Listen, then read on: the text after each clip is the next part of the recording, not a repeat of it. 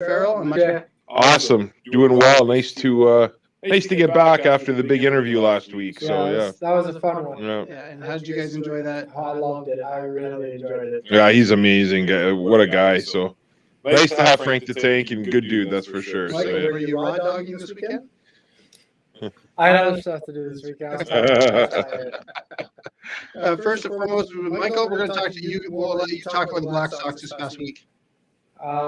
So we had two doubleheaders last week. On Tuesday, we played in Sheboygan. We split the series, the doubleheader. So game one, we lost 4-3. We scored all three of our runs in the fifth inning. The first, before that, the first four innings, the guy shut us down. And in the sixth inning, he pitched the whole game. We tied it 3-3 in the fifth, and they came back and scored one in the bottom half, which sucked. But you know what? We came back in the second game, went 10-7. I threw 97 pitches that game, 5 innings. Now, I know that doesn't seem good, but in the first inning, my team had 3 errors. So it would have been a lot less than that.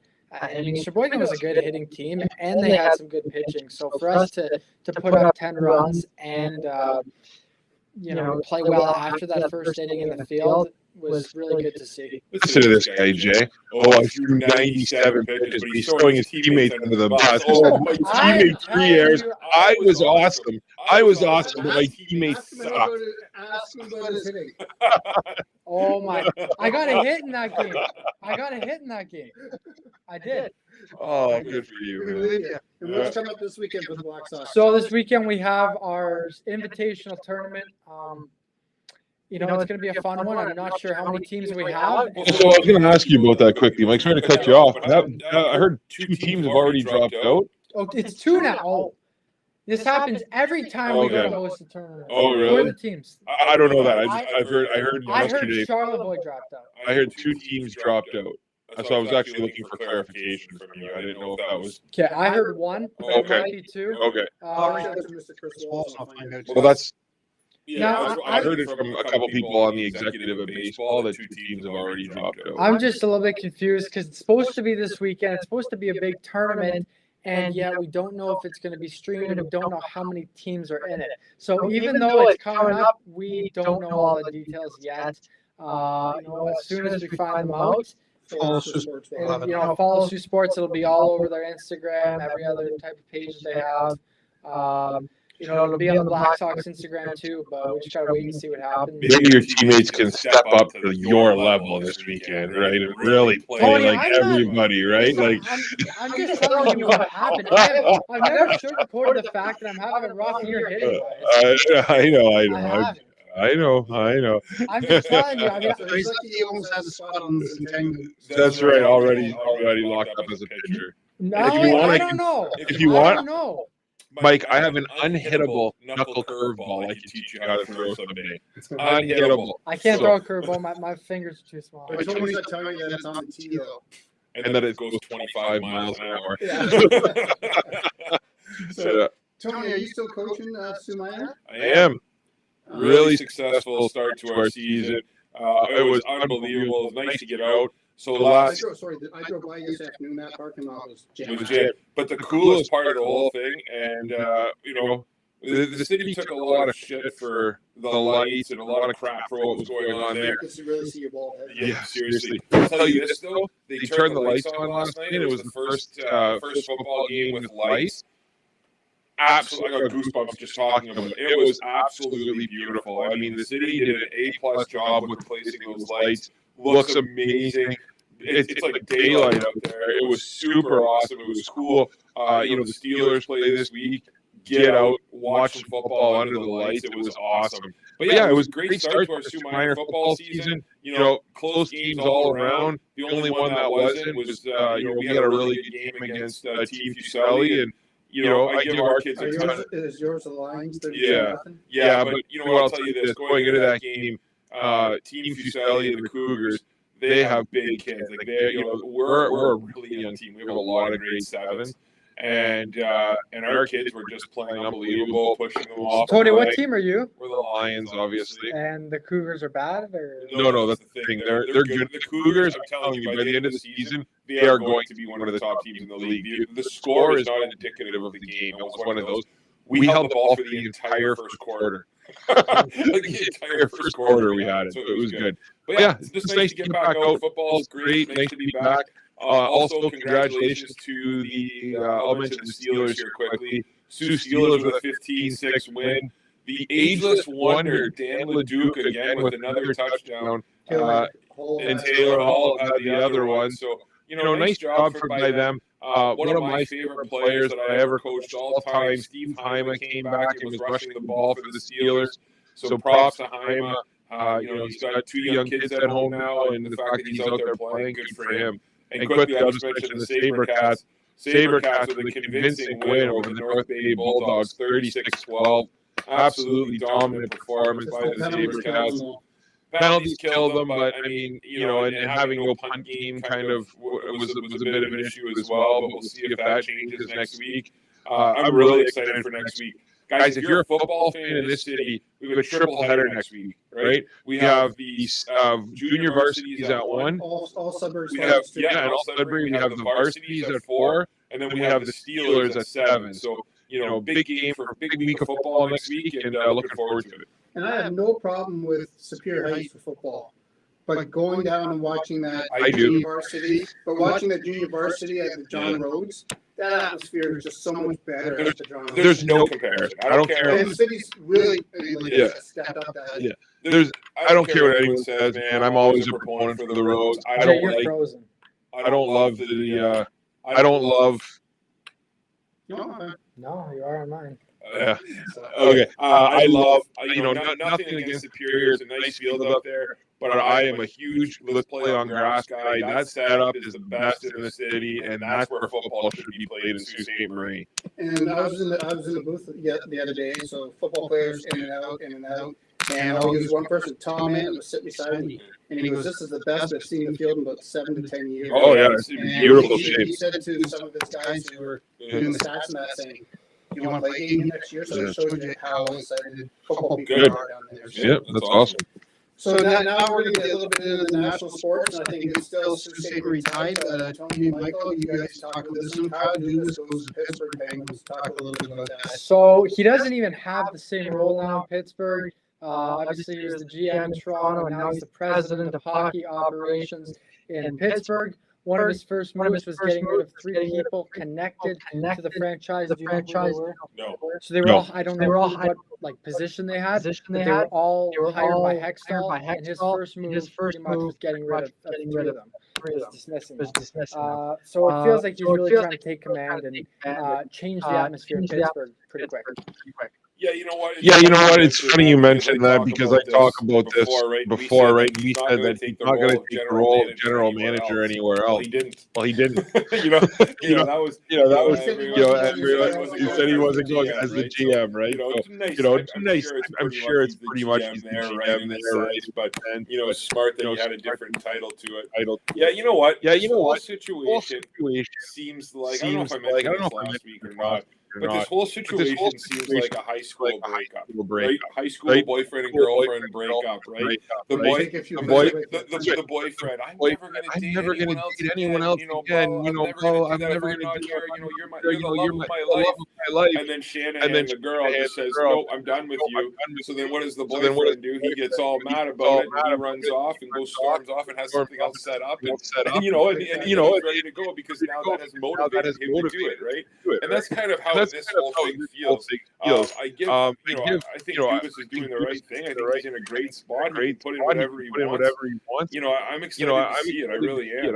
One interesting kind of tidbit or thought that I had about this too, and I've heard some brief mention of this on national sports shows, do you think that this was already set up in Pittsburgh prior to all of this? Because I'll tell you why. This is the thought process behind that. Why would Kyle Dubas, who has a job that anyone would kill to have, he's the general manager of the Toronto Maple Leafs. He was unqualified for the position when he first got it. He got this job, and he was basically given a winning lottery ticket in a sense. And he deserved. He's done a great job. I've actually thought he's done a better job than most people have been giving him credit for that. But you have to think. Why would he turn around and demand a raise and more power at a job that he's lucky to have if he didn't have something set up? Right? That's like going to your boss and telling your boss, "Hey, I'm not coming back unless you give me this, and this." And then why would you risk your job? If there's nothing without having a backup plan, right? Again, I'm not saying that there was, but I'm just saying it's something to think about, right? That maybe this was already in place. Staying on the topic of hockey news this morning.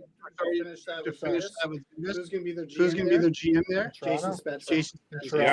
Yeah, that's a great call. That's a great call. Spezza walked away as soon as Dubas was let go, and I guarantee you Dubas has set Spezza up, and he's going to show him how to be the GM in Pittsburgh. Jay, respectfully, I don't think Spezza could be a GM quite yet. I can't. Oh, you got Andrew Burnett coaching. I know. Nashville. He's never coached before, and he's coaching.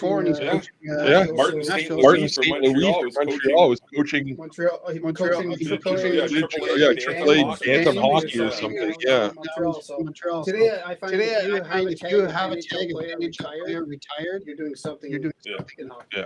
I don't think Spezza is going to want a role that big. I'm not saying he won't get a role in Pittsburgh in some form, but I just can't see him getting one of the biggest roles in the whole organization. He just doesn't seem like that type of guy. We're going to see. That's right. That's right. Yeah. Staying on the topic of the NHL this morning, Montreal Canadiens. Go Vegas. Go ahead, Michael. Go ahead, Michael. Canadians superstar Cole Caulfield signed an 8-year deal worth $7.65 million per year.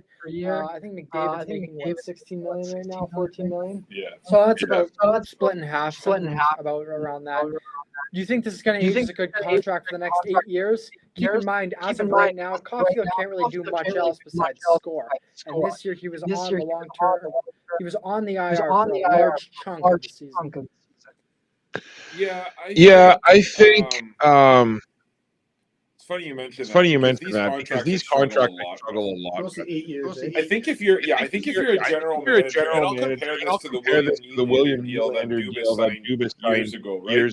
Dubas gave Nylander a contract. I think it was $6.5 million a year, or $7 million a year. And remember, Nylander was like threatening to stay overseas. Dubas got dragged through the ringer for that contract when he first gave it because it was too much money, all this kind of stuff. Well, now it looks like it's a steal, right? The last couple years of the deal. I don't care how Nylander does in the regular season. He's a great playoff performer, and he's someone that I want to stay on Toronto for a long time. But that's what this Caulfield deal reminds me of, right? It's a risk. It's a risk. This could be an absolute steal of a contract if Caulfield develops the way people expect him to. I don't think he will. And if he doesn't, you're right. It's going to bite him in the butt. But I think in order to be a successful NHL franchise, you have to roll the dice sometimes. And this is one of those. They decided to roll the dice, and it could pay off for Montreal. I'm not a big fan of Caulfield personally. I think he's just a goal scorer, and he's not much more than that. Now, of course, he can. So, of course, he can develop. Yeah, but Caulfield's the type of guy where he can't do anything else, and his goal scoring isn't at the level that Matthews and Marner's is at. He's also. The thing is, Caulfield will work. Yeah, and he's also young. They don't care. They don't do it. How many points did Matthews have this season? I'm not sure, but I just if they don't score, they're useless. Caulfield's a rookie or a second year in the league. Like it's. How many points did Matthews have in his second year of the season? He had like 85, 90. Caulfield had like. Caulfield's playing on a team where you could make the Montreal Canadiens right now if you try. I don't play hockey. That's the point. They are awful. Like they are He's the leader of the team, though. Yeah, exactly. They are so bad, man. No. All right. Sorry, Michael, go ahead. Did we talk about the conference finals last week? Yeah, we think we did. Yeah. Okay. Moving on to the Stanley Cup now. The Florida Panthers lost to Vegas in Game 1, 5-2. Jay, you picked Florida, right? Yep. Yeah. But now it's not a good start. Vegas is. I know, but no, I picked Florida to win their series. we haven't decided who's going to win the final two. No, I think No, we were did on the a Stanley hot Cup there. picks. You picked Florida. No, See, now you're trying. I'll be honest. I thought we only picked. I thought we only picked the last four. But if They it's lost the first game, and now you're like, oh no, I never picked oh Florida. no, if I did, I did. I But know you did. that's fine. Yeah. Like I say, Anyways, it's not aging well for Jay because I know It's one game. Vegas is still up. I'm going to tell you what Paul Maurice told you I in don't his need to post-game hear that. interview. I don't need to hear that. Calm the F down is basically what he said, right? Like everyone needs to just chill out, right? I mean, they were losing to Boston, they were losing to everybody, so everyone just needs to tone it down a notch. Yeah, I don't know, man. Still 6 more games It to is, lost. yeah. I still think Vegas is going to win in 7, 6 or 7. We'll see what happens, but you know what, Bob Bobrovsky, however you say his name, played Bobrovsky. He played really well in game 1, even though Vegas scored 3 in the third. It was 3-2. They scored that fourth goal with like 5 minutes left. Then they got an empty netter. So realistically, Bobrovsky did not play that bad. But Adin Hill played great. It's crazy that the starting goalie for the Stanley Cup winning team is either going to be Sergei Bobrovsky or Adin Hill. That's crazy to process. We talked so many times about each Stanley Cup champion for the last decade having an elite goaltender, and this year, neither team has even close to that. Yeah, okay, you can argue that, but They're Adin playing Hill, at an Adin Hill has 2 Norris defensemen playing in front of Who him. does he have? Is Petrangelo one? Pietrangelo and Shea Theodore, both guys can are eating up 30 minutes a night. And And Petrangelo. that save that Adin Hill made on Nick Cousins is one of the best saves in hockey I history. hate Nick Cousins. That save was unbelievable, like unbelievable. Nick Cousins is just terrible. Yeah. Okay, moving on now. To the NFL, the Arizona Cardinals have released DeAndre Hopkins. Pretty sad they couldn't get anything for him. For a guy who's as injured as D-Hop is. Obviously, they weren't going to get a ton of value for him, but he's still an elite wide receiver when he's healthy. And for them not to be able to get anything just shows how much of a dumpster fire the Arizona Cardinals are right now. sorry, something to do with Arizona. Yeah, I know. I know. That's so true. It's so true. This is what I'll say regarding that. DeAndre Hopkins hasn't finished the season. He's been hurt all the time. You're reading all these reports that DeAndre Hopkins can't run anymore. He's not the same guy he was. He's 31 years old. He's getting up there in age. There's a lot of people who have a lot of don't think he can do it anymore, right? So it doesn't really surprise me. He was great. Again, we all know. We see it all the time, right? The way NFL players can decline, especially at a skill position, is at an unbelievable rate, right? It can happen. You can be a Pro Bowler 1 year, out of the league the next. We've seen it happen. So Antonio Brown. Yeah. As a kid, that whole situation opened my eyes to just the players can even be like that. And since that's happened, I've seen so many cases like that. It's just crazy because you never know when and how quick someone's going to fall off. Yeah. More news coming from the NFL. The NFL draft will be in Green Bay 2025. You know what? There's a chance that this draft in a couple years could be snowing while it's happening. That would be interesting to see. It was really loud in Kansas City this year. Honestly, I watched it. I thought the fans were great. I thought they handled it really well. So hopefully in 2025, I'd like to see them maybe get some Wisconsin celebrities announcing some picks. So the local pig and the local cow that won the best, at the. That's my point. What are you gonna do? Get like the at the 4-H club, the best biggest hog of the year? Like, are you kidding me? What a joke! What a disgrace! Have anything in the city of Green Bay? The NFL should be ashamed of themselves. I hate Green Bay, but I gotta want to go to that city or go to that area. Like, it's just disgusting. Like, it just makes no sense. I hate it. I hate everything about it. Look at Minnesota. paid off their lease on the land. Yeah. 10 years Yeah. early. Yeah. Vikings? Yeah. Why not have it in Minnesota? 100%. 100%. Minnesota's a better city than Green Bay. What are you Like, what are you going to again? Where are they going to shoot at? Where are you going to put it? Make everyone sleep. There's no hotels You there. have people staying You have in people staying in Appleton, Appleton, Wisconsin, which is 40 minutes away. You know, like It's just a terrible decision by the NFL, and I couldn't disagree with that more than I do. Moving back over to the NHL, the Leafs hired Brad Treliving as their new GM. A lot of people don't like him because of the contract that he signed Huberdeau to. But if you look at it from the beginning of the Huberdeau, year, Kadri, Lucic. Like, there were some bad let's contracts. have a list. I'll be honest. He's off. The Kadri contract was not good. I knew that the second it happened. The Huberdeau one I thought might age well, but I don't attribute his terrible season completely to him. I think that it was Sittler's fault as well. I don't think he's ever going to reach that 9,500 point season or type guy that he was in Florida. But I don't think it can get any worse than how he played this year.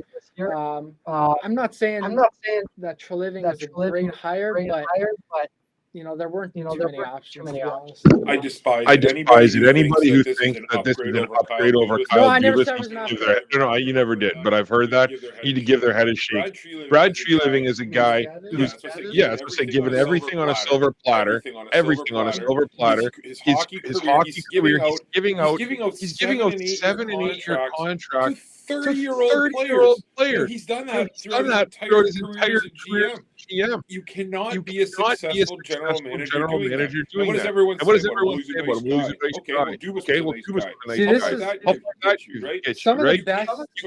Sorry, Mike, just one last thing. You cannot trade Matthew Tkachuk, who's coming across as. I mean, he looks like Wayne Gretzky right now, the way he's playing in the playoffs. He is single-handedly taking to another level. He has a shot to win a Stanley Cup, and you traded him for basically nothing. Who are some of the best GMs in sports? Okay, just think across all 4 leagues. I can name one. Who? Sam Presti of the Oklahoma City Thunder. And what has that guy done? He's amassed picks for 2 or 3 years. He has not given out a contract longer than 2 or 3 years, and OKC is already on their way up. And how many championships has he won? He's only been there for a couple of years. Exactly. He hasn't even made Yeah, but here's the thing, Tony. They're the youngest overall lineup, I think, in the NBA. So obviously they're not going to win a championship, but for the amount, do you know how many first-round picks they have, like in the next couple of years? Great, good for you. Have first-round picks. But what I'm getting at is that a GM like that doesn't give away huge contracts of 7 and 8 years. He's very knowledgeable with the players, and he knows the right size to give to his young guys. Draft picks in the NBA are the most overrated thing in the world. If you don't have a lottery pick, if you're not picking in the top 5, it's a crapshoot. You have to sign players in the NBA. You have to sign free agents. That's how teams become good.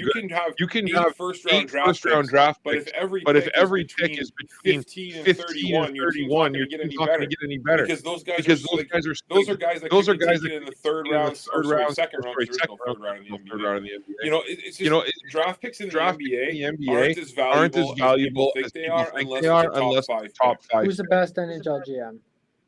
I can't think right now. I don't know either. There's a million of them. You know, there's a lot of real good ones, right? So it's just McPhee. Yeah, McPhee's good. I like the way McPhee does things. I really do. I mean, but he's got a kind of balls to the wall attitude, right? He's going for it every time. Yeah, he's done okay. Yeah, I don't know. I don't know. I living thing back in quickly. Listen. Got a lot on his plate. A lot to do. You know, good on him. How's the goaltending situation? What's he going to do with the Matt Murray situation? What's he going to do with the Big Four? You know, he has a ton of things to decide. What I find interesting is not on our list. But the talk is right now Sheldon Keefe is staying. Yep. Right. You're kidding me. Oh my God. That's the rumor. So yeah. So if Keith's your guy going forward, I mean, it'll be interesting to see how Keith does and how long his leash is, right? Going into the season. I think Shanahan still has the leash. Yeah. Me too. Now, one question I have: this summer in July, Grady Tkachuk's getting married. In the wedding party, Matthew Tkachuk standing beside Matt Stone. How do you think that? Mark Stone. How do you think that wedding's going to be? I think it'll be good. I mean, those guys are buddies. Yeah. I think it'd be jabs here and there. Oh, absolutely. All right, so what's the next thing? Jay showed me this, and I told him it was the dumbest trade that made no sense for either team, but he wanted to put it anyway. All right, let's hear it. I want to hear it. So Michael, what I said here is on draft. What trade do you think Chicago's going to make to help with? I thought it was the trade. He told me about a mock trade for Bedard that was Matthews and a third-round pick for the first overall pick. I said Chicago would never do that. Chicago. What draft do you think they should make? Yeah, great question. Yeah, great question. That's an easy one for me. The Hawks have 3 second-round picks. They have so many draft here. So if I'm the Blackhawks, they will trade up. There's no question because they have too many picks, and you can't have. There is such thing as too many picks, right?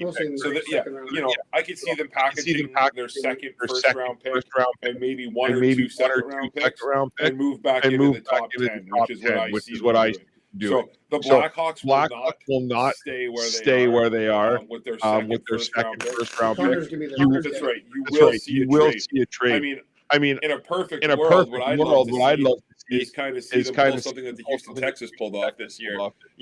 Trade that first round pick and all three second round picks and move up to see if you can get the second overall pick. See if you can get both of them, right? Like that'd be unbelievable. So I don't know. It'll be interesting. We'll see what happens. Your thoughts? Toronto. It's too unpredictable right now. I just want them to acquire a defenseman or goalie. At this point, I don't even care who it is. I just want to see changes on the defensive core. Get rid of Justin. Goalies are out there, though. I don't know. Yeah, there's a few. Here's my question to you, though, Mike, and I read this morning. There was a rumor of an offer of Nylander going to the Red Wings for Morgan Snyder. You mean Moritz Seider, the stud defenseman, right? You were talking about the Leafs need that defenseman. So are you going to go after him? Who's a young rookie deal, easily a top 10 defenseman in the NHL. Wow. Like top 10? Did you see the year that he had this year? He is, and look who he's playing with. He is unbelievable. You need help. I love Nylander, but I gotta take that. Yeah. But you know what? I would do Marner and get Seider and anything else because I like Nylander more than I like. They're actually saying that the Leafs would actually have to give up more than just Nylander. I would give up Marner for Seider, like 1 for 1. Yeah. Now this UFA lineup that you made me make, Jay. Me and Tony each had to make one. Tony, let's hear yours first. Well, let's go by position. Let's start. Let's start with context. Give the context. Okay, so I gave them homework to do. And what it is, free agent list out there, and asked there, and two wingers, one center, defense, and goalie, and to see how it compares. So wingers. Wait. You and I had one player in similar. We did. We had one player the same. For sure. Is it Dumba? Well, I think you just looked at my list. It is. Yes, absolutely. Yeah. We'll start with the D, I guess. Now, I had Matt Dumba and Luke Schenn. Now, hear me out. Luke Schenn, for a guy, what he showed me in the playoffs this year. I mean, I have a whole new respect for the guy. He was the one mixing it up. He was the one getting his nose dirty in there. Like, I love his playoff game. That's right. He's the type of guy that you need in the playoffs. Maybe regular season, whatever. But Luke Schenn, I was a huge fan of. You probably get him for a really respectable deal. You're not going to pay him a ton of money. Matt Dumba is a player I have loved since he entered the league. He's young. He does everything really well. He's in his mid-20s. Really? I thought he was 30 now. Isn't he? Oh, okay. I don't know. I thought he was mid-20s, late 20s. He's still got a lot of legs. He's been really solid in Minnesota, and I really like his game. So that's who I took. Okay. For wingers, We'll talk about who you have for D. So for D, I had Matt Dumba and Shane Gostisbehere. You know, I don't follow other teams like I follow the Leafs, so it's hard for me to explain my reasoning. But looking at the other defensemen, looking at the other defensemen, I've just heard good things about Dumba. I've never really seen people complain about him or make any bad plays. So I always kind of had a respect for him, and he's never really been a loud guy either. And I always know he's just kind of done his thing under the radar. And then with Shane Gostisbehere, he's a good offensive defenseman. So, you know what, considering the rest of my team, I just felt like I needed a little bit of offense on my defense. Not to focus on the Leafs, but I almost put Gustafsson in there based on the year he had. I mean, the Leafs were almost better when Gustafsson was in the game or in the lineup when he was out. And I think Eric, yeah, but anyway, I thought he was pretty good. He's a free agent, but I didn't realize 31 years old. So. Okay, Tony, who are your wingers? My wingers will start with Jonas Donskoy. All right. From Seattle. Yes.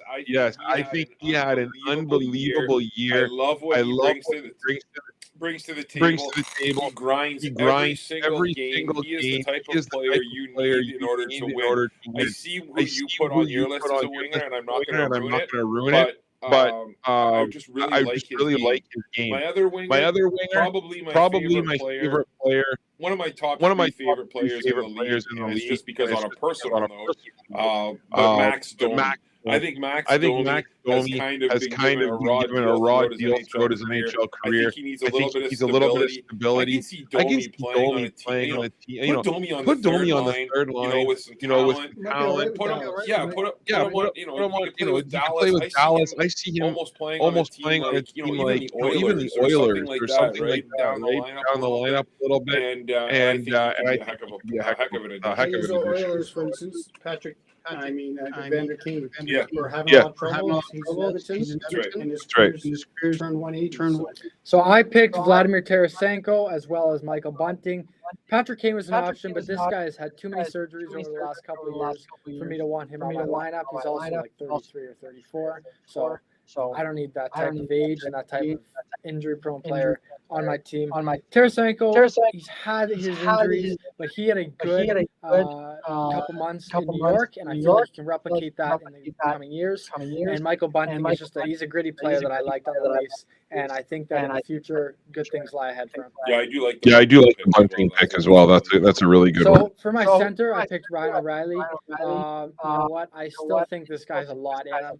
In Toronto, he showed that he's a leader, that he wants to win, and he has been to the Cup before. So obviously he is one of the better veterans to have on your team nowadays in the NHL. I actually agree with you. I had Ryan O'Reilly written down first, and then I figured that you were going to pick O'Reilly. I really did. But Ryan O'Reilly showed me a lot this year. I have a lot of respect for him now as a player and as a person. I really like his game, and I like what he brings to the table. So I went out on a limb here, and I went with Erik Haula. And Erik Haula, I felt like he was really good with the Devils this year. I love what he kind of brought that veteran presence, kind of brought that team on. I really like Erik Haula as a player. He had a really good season. Another guy, you could fit him in easily on the second line. If you could sneak him in on the third line, you're getting a little older. He's 31, but really good player. I'm a huge Erik Haula fan. I always have been. So that's mine. The goaltender. Go ahead. I'll let you start. So I picked Tristan Jarry of the Pittsburgh Penguins. For the year he has. I don't know, man. I mean, you don't have anyone else. But after the year he had this year, you still trust him. It was really difficult. I was going through the goaltenders. Did you pick Frederik Andersen? No. Almost. I might have missed someone then because there were a couple good ones that I saw, but I didn't want Andersen because he's not reliable in the playoffs. I feel like with Jarry, there's a way that he can be good still, but he needs the right organization really. But who did you pick? So I went out again. Went on a limb on these. I didn't pick whatever. I am going with the starting goaltender in the Stanley Cup Finals for the Las Vegas Golden Knights. Adin Hill. I think that Aiden Hill, he's a free agent this year. I understand. He was the fifth string goalie. I get all that. You know, he's kind of set there.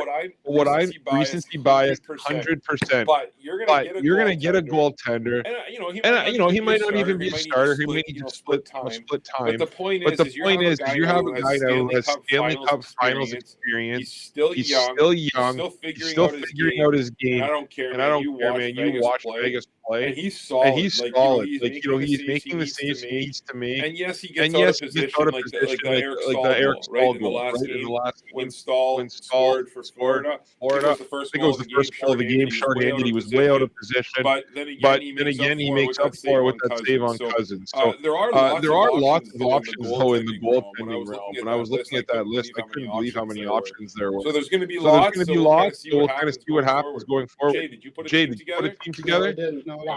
Okay. Fair enough. Just looking it up here, just to have an idea. So Aiden Hill's 2.675 right now for his contract. Million? 2.6. So if he wins the Stanley Cup, what's his be the lowest. I still think you can get him for only 5 to 7 million. Yeah, like 100%. Like I don't think he's going to cost very much, right? Because he's unproven. Again, fifth string goalie. You know, on this team. San Jose before? I don't know if he was. I'm not sure where he was before. But I give the guy credit because he's played himself into a contract, and good for him. And good for him. It's not easy. Like I say, he's 27 years old. So I'm just looking it up as we talk. Came from San Jose, yeah, for a 4th-round pick. Aiden Hill was not good in San Jose, and you put him behind two of the best defensemen in the league on Vegas. Yeah, any goalie is going to succeed. Yeah, you're 100% right. So maybe he needs to stay there. What I'm saying is he does have some. And how many goalies nowadays don't really peak until their late 20s, right? It's one of those things where give the guy a shot. Again, it could be one of those things that backfires, but I don't mind him at all. Okay. And two things I would bring up is last night's 2023 Memorial Cup champions, Patrick Waugh, goalie with Quebec Ramparts, won it. To me, again, you coach, but not people are saying, "Oh, he should be NHL." If you're owner of a major junior hockey team, why would you want to go to the NHL? Isn't he retiring? Isn't he retiring though? I think this is just his last game. I thought he did. Yeah, you know what? It's one of those things where when I think about it, Quebec, you're riding buses. No, the Q kind of has bad rap, right? Where the Q is kind of like, oh, guys that can't make BO, they go play the Q, right? So the fact that this team was able to kind of dominate, play well, you know, good on them. And it comes back to the old analogy, right? When you look at the World Juniors, it seems like every goalie is from 5 players. But generally, the goalie's always from Quebec. The defensemen are always from the West Coast or the WHL, and all the forwards are from the OHL. Generally, of course. How didn't Regina make it with him? I know. So it's one of those things where it's good for them. Congratulations to the Ramparts. Patrick Waugh had an up and down career as a junior coach. Had a lot of criticism. First season with them, he won the Memorial Cup. That'd be great. So congratulations to them. It's hard to believe that hockey is still going on. That does remind me. I'm going to give a quick little plug to that outstanding interview last week we had with Raf. I've had a lot of feedback on that interview, and one of those people, maybe he doesn't get his, maybe he just doesn't get the exposure that he necessarily wants or desires or needs in a sense, because the city saw more of that Kyle Rathis. I think a lot of the narrative on him would change. And he said he's willing to come on anytime, so I agree. Open it up a little bit more for behind the scenes, because obviously Greyhounds is what's on the ice, right? That's right. That's right. Well, thank you very much, and thank you, everyone. We'll get together next week. Sounds good.